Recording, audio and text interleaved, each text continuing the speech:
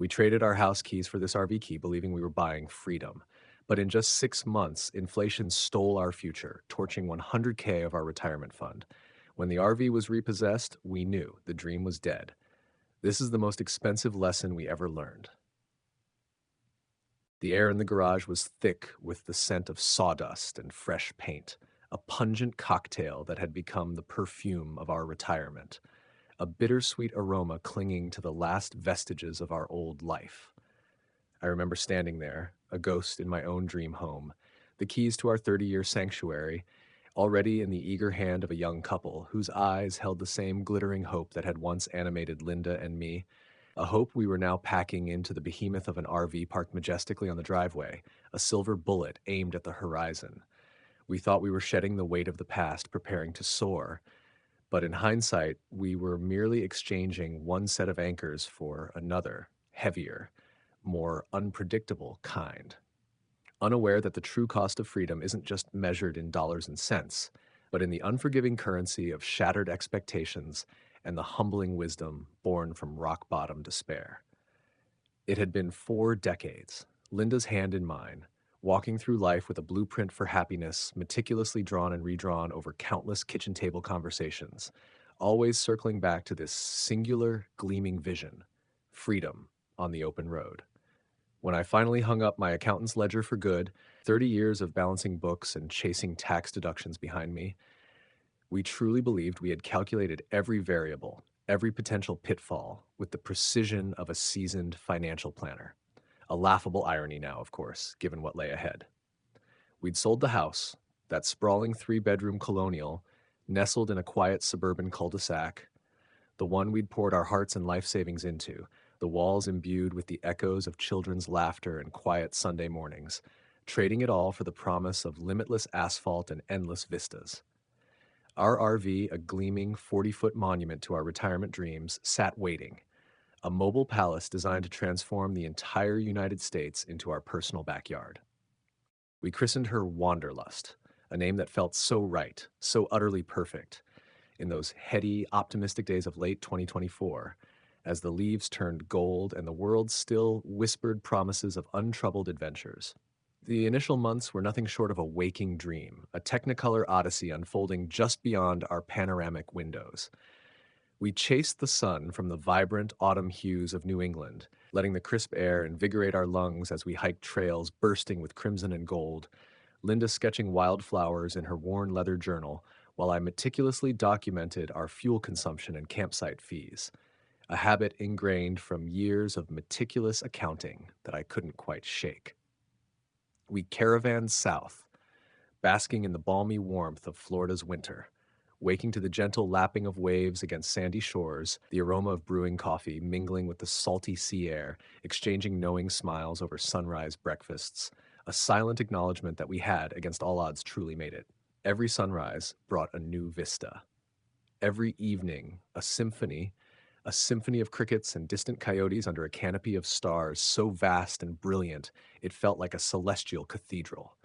We discovered quaint diners with pies that tasted like childhood memories, listened to the wisdom of grizzled park rangers, and shared campfire stories with fellow travelers, each encounter weaving a richer, more intricate tapestry of our journey. This, we declared to anyone who would listen, was the true American dream, unbound by mortgages or responsibilities, a perpetually unfolding adventure, and for a glorious, fleeting period, it was everything we had ever dared to imagine. But the vastness of the dream, I would soon learn, masked the insidious creep of reality, a slow, almost imperceptible erosion that began not with a bang, but with a series of tiny, almost polite budgetary nudges. The first hint came subtly, an unwelcome chill on a surprisingly warm day, as I stood by a diesel pump in rural Georgia, the numbers on the display spinning faster than my 70-year-old eyes could comfortably follow. $4.85 a gallon, then $4.90, occasionally even pushing $5 in the more remote western states. My internal accountant, usually a calm and collected entity, began to fidget. Our initial estimates, based on pre-retirement fuel costs, had budgeted for roughly $3.50 a gallon. This new reality was a brutal 25% surcharge on every mile we traveled, turning leisurely drives into anxious calculations.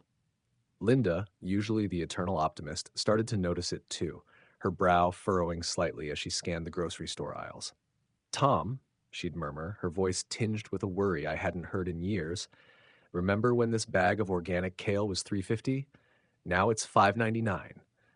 And don't even get me started on the price of good steak. We'd laugh it off at first, a nervous, dismissive chuckle, but the laughter grew thinner with each passing week, replaced by a quiet, gnawing anxiety.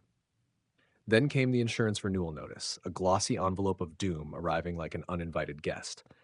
Our meticulously planned $2,500 annual premium had, with the stroke of a pen and some obscure actuarial tables, skyrocketed to almost $3,500. $1,000 just vanished, absorbed by the increasingly volatile climate patterns impacting vehicle damage claims and the general upward creep of inflation. I remembered reading articles, back when I was still at the firm, about the insidious nature of lifestyle inflation in retirement, how planned expenses often balloon unexpectedly, but I dismissed them, confident in my own rigorous projections. Now, those articles felt less like abstract warnings and more like personal indictments. The truth was, in the heady rush of selling our house and buying the RV, we'd poured the vast majority of our liquid assets into that single glorious vehicle, leaving a surprisingly modest remainder in a savings account, thinking it was safe. Safe, I now understood, was a relative term in an economy that seemed determined to chew through every dollar like a starved beast. We had ignored the wisdom of diversification, the fundamental principle I had preached to countless clients over the years, a lesson now delivered to us with the force of a gut punch. The government, in its infinite wisdom, had projected a modest 2.8% cost of living adjustment, COLA, for Social Security in 2025, a number that sounded reasonable on paper, a comforting balm for the millions of retirees living on fixed incomes. But out here, on the fringes of the national parks and in the heart of bustling small towns, that 2.8% felt like a cruel joke. The real inflation we experienced, particularly in food and services, was closer to 8 to 10%, sometimes even more for fresh produce and quality meat. Campsite fees, once a minor line item, were steadily climbing, and even basic services like laundry or propane refills seemed to carry an invisible tax. It's like trying to fill a bucket with a hole in the bottom, Tom, Linda had whispered one evening, her voice small and fragile as she stared at our dwindling bank balance on her tablet. No matter how carefully we pour, it just keeps leaking out.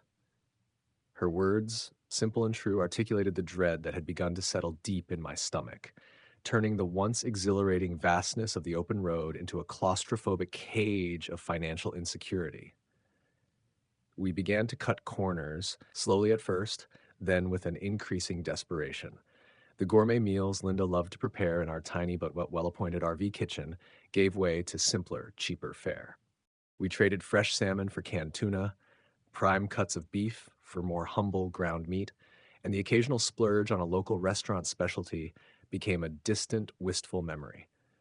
Instead of paid attractions, the charming local museums, the guided historical tours, we opted for free hikes, quiet mornings by lake shores, or simply driving through scenic routes, trying to conjure the same sense of adventure from the sheer act of observation. There was a noticeable shift in our conversations, too. They grew quieter, punctuated by anxious sighs and unvoiced worries. The maps, once sources of excited planning, now felt like documents of restriction, each proposed route immediately vetted for fuel efficiency and the availability of free overnight parking. One afternoon, while reviewing our budget, Linda suggested, her voice barely audible, that we consider selling some of our non-essential camping gear, a collection of sentimental items we'd accumulated over the years, a brightly colored hammock, a portable fire pit, even some of her beloved hiking poles. The suggestion itself was a stark indicator of how far we'd fallen, how quickly the dream was dissolving into a struggle for survival. I remembered a conversation with my old college buddy, Frank, an astute financial advisor who'd always been a little more aggressive with his investments than I was. Tom, he'd said to me over celebratory retirement drinks, don't put all your eggs in one basket, especially not a depreciating asset like an RV. Diversify, man. Low-cost index funds, a solid emergency fund in a high-yield savings account, even some dividend stocks for income. You're an accountant, you know this stuff. I'd nodded, smiled, and then promptly ignored him, convinced that our plan was different, that our dream justified the risk. The house money, the bulk of it, went into the RV. The rest, a comfortable but ultimately insufficient sum, sat in a regular savings account, earning a pitiful 0.05% interest, watching helplessly as inflation ate away at its purchasing power. My professional pride, my years of advising others, felt like a cruel joke now, a personal failure writ large across our increasingly strained budget. The RV, Wanderlust, once a symbol of our freedom, began to feel less like a vehicle and more like a massive rolling liability, each mile a silent drain on our rapidly dwindling resources. Its sheer size, once a source of comfort and pride, became a constant reminder of its voracious appetite for fuel and its inherent mechanical complexity. We started to avoid long hauls, sticking to shorter distances, hoping to conserve fuel, but every decision felt like a compromise, a chipping away at the very essence of the spontaneous, boundless journey we'd envisioned. The joy, the boundless optimism of those first few months had been replaced by a low-grade hum of anxiety, a constant background noise that permeated every conversation, every meal, every quiet moment. Linda, ever practical, tried to maintain a cheerful front, but I could see the worry etched around her eyes. The way her hand would sometimes tremble slightly as she turned the pages of her travel journal, once filled with vibrant sketches and enthusiastic notes, now increasingly sparse, dominated by columns of numbers and grim financial calculations. The real calamity, the one that truly severed our ties to the dream we had so recklessly pursued, began subtly, a faint, rhythmic thump emanating from the engine compartment, a sound that quickly escalated into a disconcerting clatter. We were on a desolate stretch of highway in Wyoming, miles from the nearest town, the vast, empty landscape a cruel mirror to the emptiness beginning to bloom in our chests. The RV, our beloved wanderlust, our mobile sanctuary, sputtered, coughed, and then, with a final heartbreaking gasp, rolled to a complete stop. I tried everything, consulting the manual, peering into the unfamiliar labyrinth of hoses and wires under the hood, but my accounting degree offered no magical insights into internal combustion engines. This was beyond my expertise, beyond our meager tools. We were stranded, utterly and completely in the middle of nowhere, with only the endless horizon and the ominous silence for company. A kindly, grizzled tow truck driver, smelling faintly of grease and stale coffee, eventually rescued us, hauling our magnificent but now inert beast to the nearest mechanic, a small, dusty garage nestled beside a two-pump gas station that seemed to materialize from the very dust itself. The diagnosis, delivered by a solemn man with oil-stained hands and an even grimmer expression, felt like a death knell. Transmission's shot, buddy. Completely cooked. Gonna run you about 15 grand minimum. Maybe more if we find other problems once we crack her open. $15,000. The words hung in the air, heavy and suffocating, mocking my years of careful financial planning. It was a sum so colossal, so utterly beyond our remaining means, it felt like a cosmic joke, a brutal punchline to our grand retirement adventure. Linda, usually so composed, so resilient, just crumpled. Her face, usually so animated, went stark white, her eyes welling up with tears she rarely allowed herself to shed. "What are we going to do, Tom?" she whispered, her voice barely a thread. "We don't have that kind of money. Not anymore." She was right. After months of steadily draining our savings on fuel, insurance, and inflated living costs, there was simply nothing left for such a catastrophic expense. We had taken out a small loan to cover part of the RV's initial cost, a foolish decision in hindsight, fueled by the intoxicating certainty of our dream. And now, even the minimum payments felt like an insurmountable hurdle. We were trapped, ensnared in a financial web of our own making, our grand ambition transformed into a concrete block chained to our ankles. The days that followed blurred into a miserable haze of desperate phone calls and crushing rejections.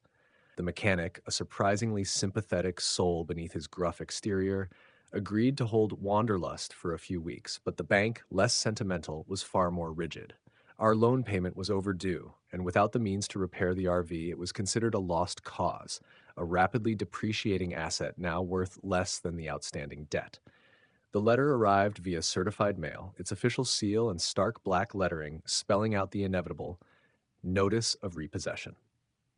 It felt like a public shaming, an official declaration of our failure, delivered right to the doorstep of the cheap, dingy motel room where we were now temporarily holed up, our suitcases piled precariously in the corner like sad, mute witnesses to our downfall. I remember that morning with a chilling clarity. The details burned into my memory with an almost agonizing precision.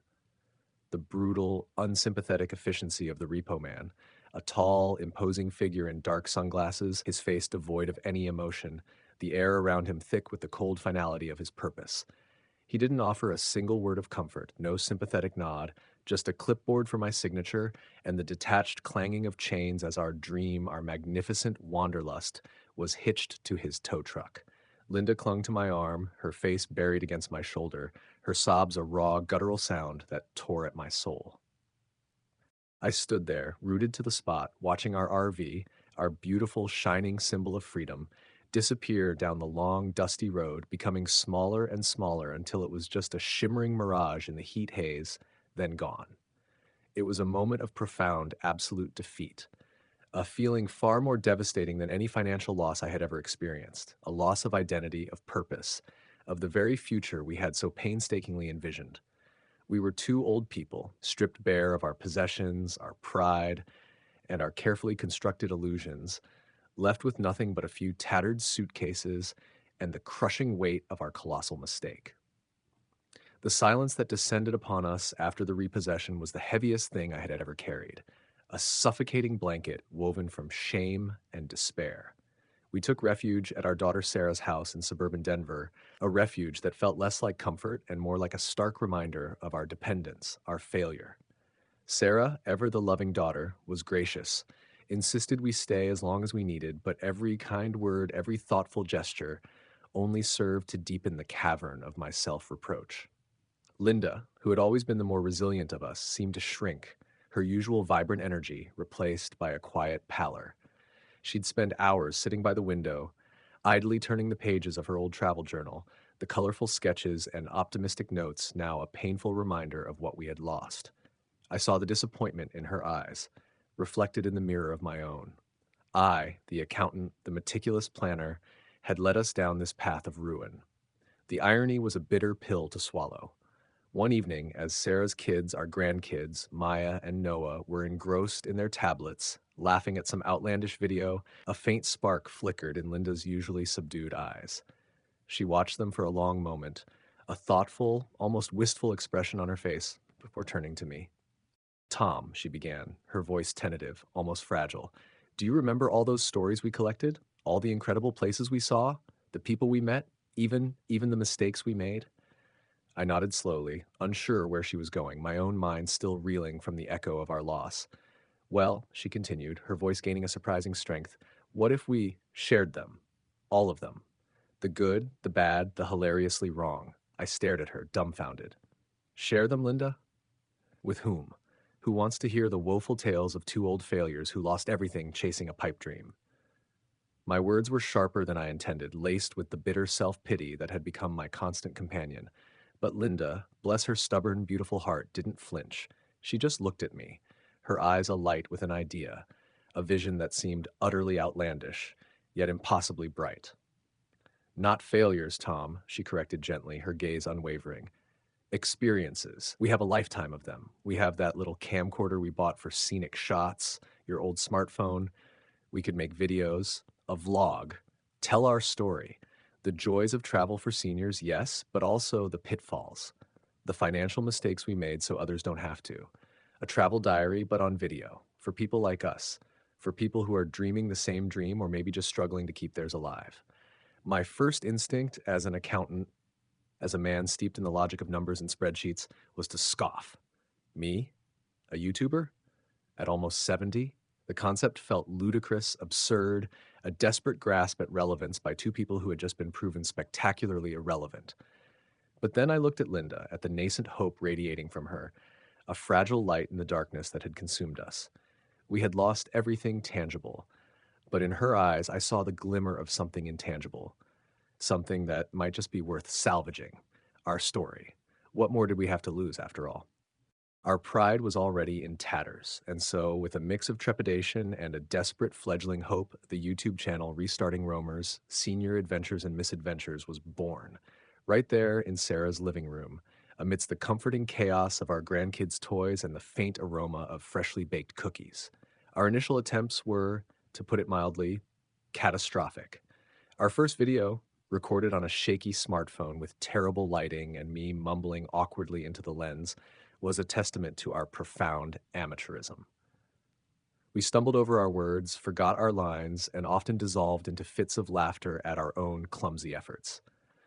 Linda, ever the storyteller, took charge of the narrative, crafting engaging anecdotes and heartfelt reflections, while I, the erstwhile accountant, bravely tackled the bewildering world of video editing software, a digital landscape more complex than any tax code I'd ever deciphered. I spent hours hunched over Sarah's laptop, squinting at tutorials, trying to understand the arcane mysteries of cuts, transitions, and audio levels. It was slow, frustrating work, but Linda's unwavering belief, her gentle encouragement, kept me going. We decided early on that authenticity would be our guiding principle.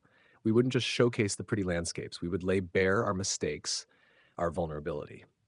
We spoke openly about the shock of inflation in 2025, how it had relentlessly eroded our fixed income, making every dollar stretch further than we thought possible. I, the former meticulous accountant, now found myself explaining on camera how we had foolishly neglected to diversify our emergency fund, keeping too much liquid cash in a low interest savings account, effectively handing inflation a blank check to devour our purchasing power. I talked about the crucial importance of having even a small portion of savings in low cost index funds, like those offered by Vanguard, funds designed to grow with the market and offer at least some hedge against the relentless march of rising costs. Folks, I'd say, looking straight into the camera, my voice gaining a new, unexpected confidence, we thought we were smart. We thought we had it all figured out. But believe me, parking all your money in a savings account in today's economy is like bringing a squirt gun to a wildfire. It just won't cut it. The early days of restarting roamers were a slow burn, a trickle of views, a handful of comments. But slowly, almost imperceptibly, something shifted. A woman from Arizona wrote, "Thank you for being so honest. My husband and I were about to make the same mistake with our retirement savings."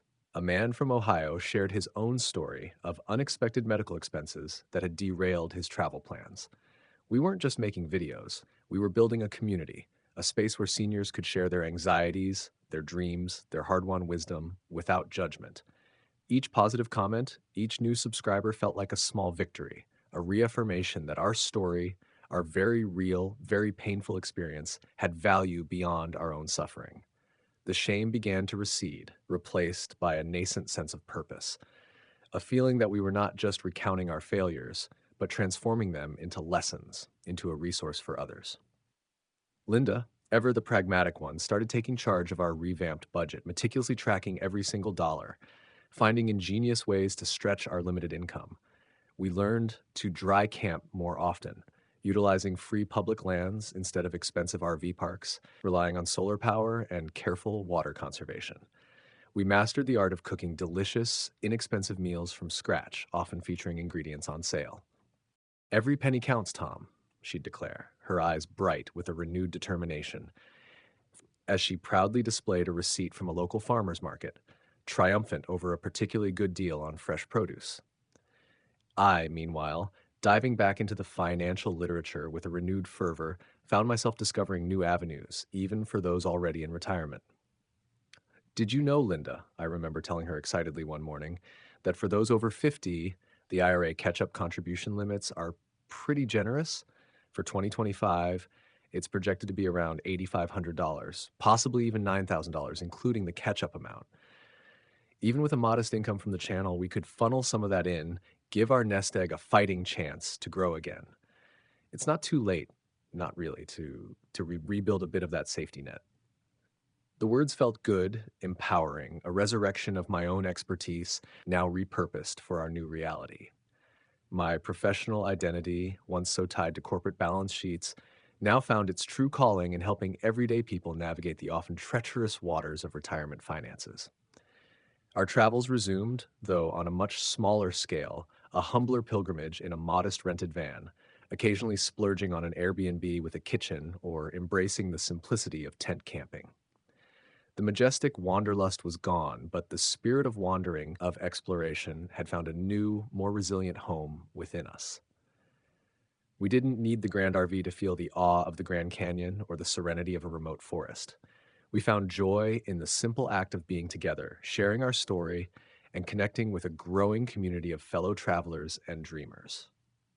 The income from restarting roamers, initially a trickle, steadily grew, enough to cover our modest travel expenses, enough to contribute to our renewed savings, enough to provide a sense of independence we thought we'd lost forever. It wasn't about getting rich, but about creating value, finding purpose, and proving that even after a monumental stumble, life, in all its messy, unpredictable glory, still held abundant possibilities. One crisp autumn morning, Linda and I sat bundled in blankets outside our rented cabin in the Blue Ridge Mountains, sipping steaming mugs of coffee, watching the mist lift from the valley below, painting the landscape in ethereal shades of gray and gold. The air was cool, carrying the scent of pine and damp earth, a familiar comfort that resonated deep within my soul.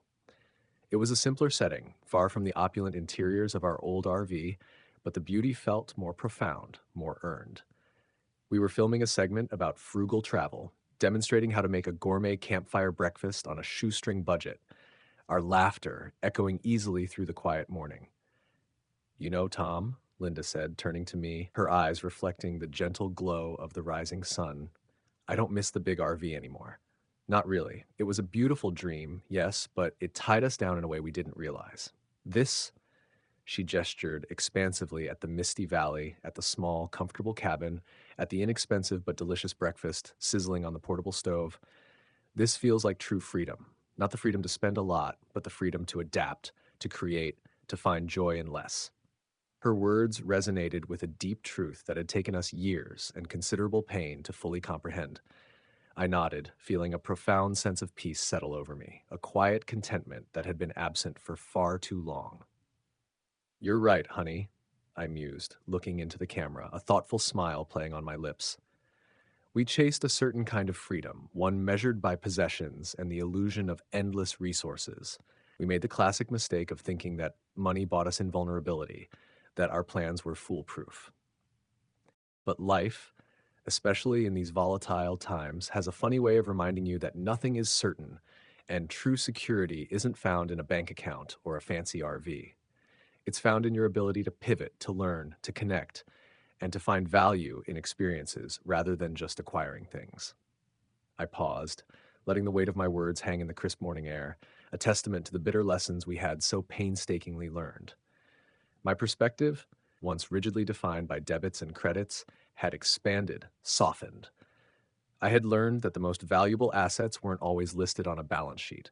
They were resilience, creativity, the strength of a partnership, and the boundless generosity of a shared story.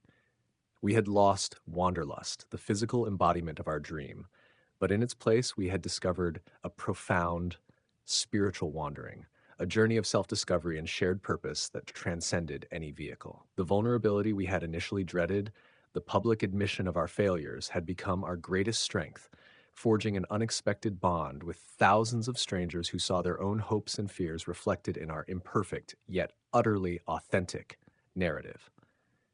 "Linda and I may have lost our RV," I continued, looking directly into the lens, my voice resonating with a newfound conviction. "But we found a new road, one we never anticipated. A road paved with unexpected challenges, yes, but also overflowing with meaning, connection, and a deeper, more profound love for each other and for the incredible community that has rallied around us. We are still roaming across America, but now it's with a more grateful heart, a smarter wallet, and a treasure trove of stories waiting to be shared. And if there's one thing we want you to take away from our journey, it's this: it is never too late to start over. Never too late to invest in yourself, whether that's learning a new skill, embracing new technology, or simply daring to share your story with the world. And it is never, ever too late to live a life imbued with purpose. Our true adventure, it truly has just begun." Wow, what a journey, right? Linda and we've been through the ringer and back, and honestly, if our story resonates with even one of you out there, then every bump in the road, every tear shed, every dollar lost was worth it. Because this isn't just our story anymore. It's a testament to the fact that life throws curveballs, especially when you least expect it. And sometimes those curveballs come disguised as rising gas prices and unexpected RV repairs in 2025. If you found yourselves nodding along, feeling that familiar pinch of inflation, or maybe even recognizing some of our financial missteps in your own past, then hit that like button right now. Seriously, it helps us know these stories matter, and it helps other folks like you find us. We shared a lot about our journey from despair to finding new purpose, and a big part of that was learning to adapt, to invest in ourselves, and to find the courage to share our struggles. Have you ever had to restart your life after a major setback? What was that moment, that turning point, that sparked a new direction for you? Please share your stories in the comments below. Your experiences could be the lifeline someone else desperately needs to hear today. Don't be shy. This community is all about supporting each other. And speaking of support, if you haven't already, make sure you subscribe to Restarting Roamers, Senior Adventures, and Misadventures. We're constantly sharing new tips, honest reflections, and practical advice, from budgeting tricks in a high inflation world to smart investment strategies like maximizing your IRA catch-up contributions, and even how to make a gourmet meal with just a few bucks. You don't want to miss out on what's coming next. Ring that notification bell so you're always in the loop. Think about it. If our story of losing everything and building something new from scratch touched you, imagine who else out there needs to hear this message of resilience and renewal. So please, share this video with a friend, a family member, anyone you know who might be struggling with retirement planning or just needs a little inspiration to take that next big leap. Let's spread this message of adaptability and finding meaning at any age. Don't wait until the next financial surprise hits. Start today, whether it's by reevaluating your emergency fund, researching low-cost index funds, or simply daring to pursue a new passion. What's one small step you're going to take this week to invest in yourself or secure your financial future? Tell us in the comments. Let's create a vibrant space where we all empower each other. Like, share, comment, and subscribe. Your engagement truly means the world to us, and it helps us keep these stories coming. We're all in this wild adventure of life together, and we're so glad you're part of our journey.